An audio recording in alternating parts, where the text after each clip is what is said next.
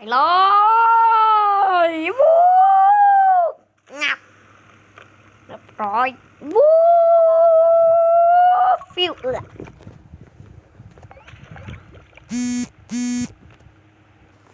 มาวู้งับ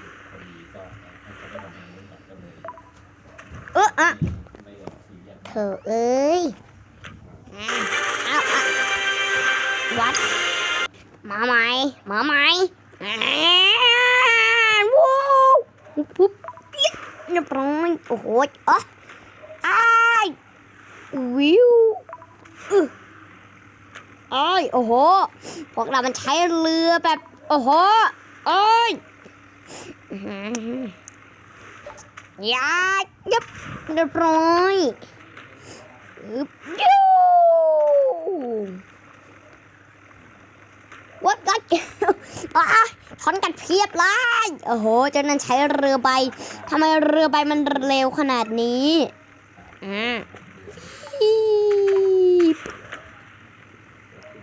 ยาวีเนี่ยสวัสดีท่านผู้ชมกันด้วยนะคะนี่อยู่ในเกมฟิปปี้เลสว้ายโอ้ยฮึบโอ้โหจังเทพโทรฮึบเฮ้ยโอ้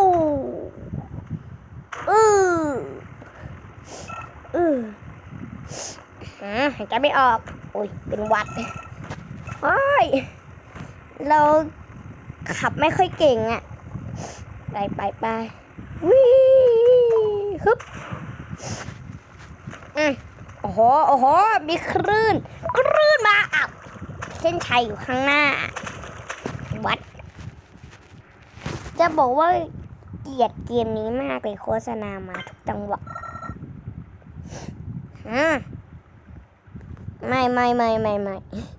ช้อปปี้ก็ไม่อะไรก็ไม่แน่นอนไม่อยากเสี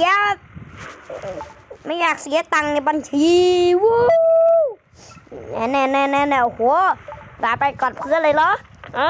ต้องเจอแล้ววิ่งงับเรียบร้อยโอ้ยคลื่นมาไปวิ่งวักโอ้โหชนเรือลำอื่นด้วย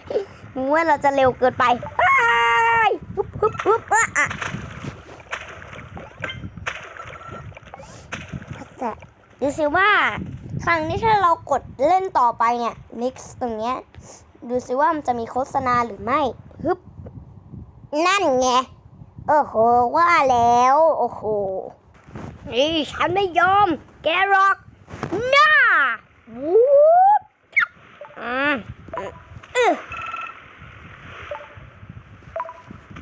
แบบนี้แหละวัดเอาละไปเลยวู้เนี่ยโอ้โหชนเอาโอ้โหของแบบกั้นไม่ให้เราไปอ่ะมาใหม่วิ่งชึบเรือไม่จมย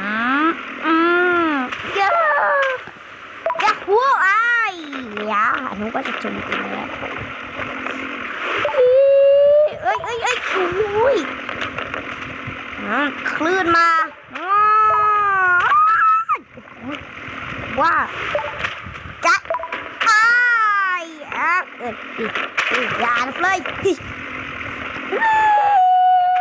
ปุ๊บนี่เรียกว่าจะแบบ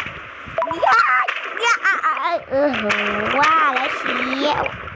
เฮ้ยเหมือนนั่นแบบมีกล่องไปสิข้างล่างด้วยเดี๋ยวเราลองเก็บเลเวลต่ำเกินไปแฟนผมหนีไปกับเจ้าเลเวลสูงแล้ว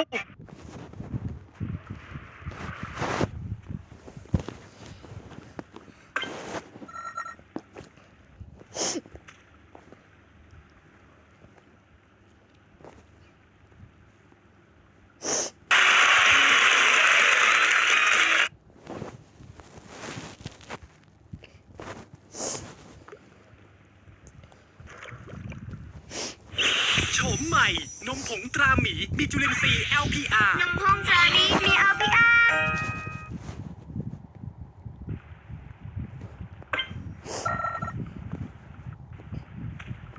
มา บ่แม่นขอฉันบ่ต้องการใจเก็บเอาคืนไปคันให้มาพอ แฮ กั ป บ ปี้โว้ยบุ๊บไปเอาใหม่ครับโอ้โห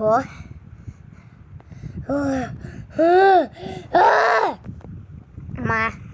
นี่วิ่งฮึบ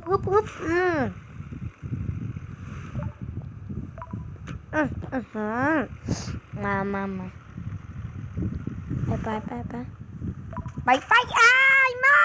เอ้ยต้องนั่งปั่นหัวสักหน่อยนั่นไงโอ้โหนี่มันอะไรนี่คือผ่านสักทีเกมนี้มันยากอยู่นะเฮ้ย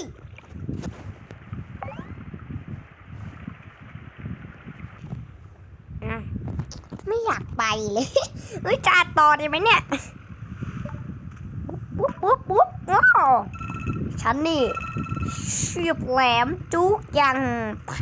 พเฮ้ยโอ้โหไม่น่าเจ๊เลย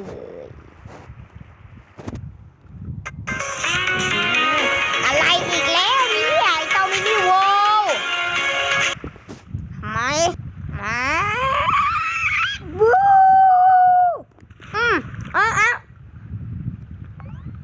ฉันดอกไม้อีกรอบนะถ้าไม่ชนะนี่จะเอา EP 2ละอย่าอะไรนะเราจะไม่ฟลิปอีกต่อไปแล้วทุกคนไม่อยากฟลิปอ่ะเพราะว่าฟลิปเราตายตลอดเลยอุ้ย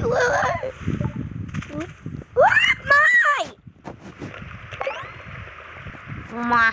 ครั้งนี้ฉันจะไม่แพ้ละฉันว่านะโอ้โหมันยากกว่าเดิมอีกนะเนี่ยนี่อันนี้ก็ไม่ถึงไม่เป็น